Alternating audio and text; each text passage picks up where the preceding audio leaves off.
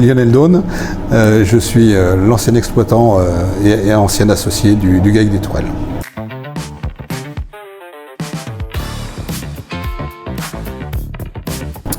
Alors le chaourç, c'est un fromage historique, enfin de tradition locale. Je sais qu'au XIVe siècle, le chaourç était déjà fabriqué dans la région. Ce fromage avait à l'époque une valeur marchande puisqu'il servait de règlement, de paiement pour les baux ruraux. Enfin, à la base, c'était pour les dîmes.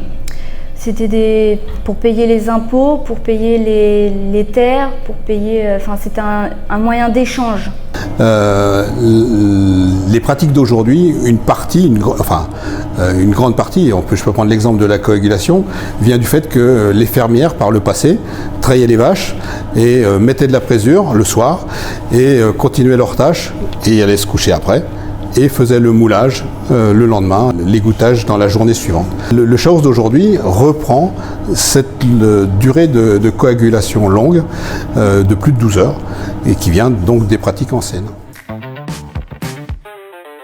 La production de chaourç aujourd'hui est d'environ 2500 tonnes par an, ce qui représente un peu plus de 20 millions de litres de lait transformés. La production est vendue en France dans tous les réseaux de distribution, que ce soit les crémiers fromagers, la grande distribution, à l'exportation également, et puisque nous exportons environ 20% de la production, et ce fromage est aussi réputé pour être cuisiné. Il est sur la table de beaucoup de restaurateurs de notre région.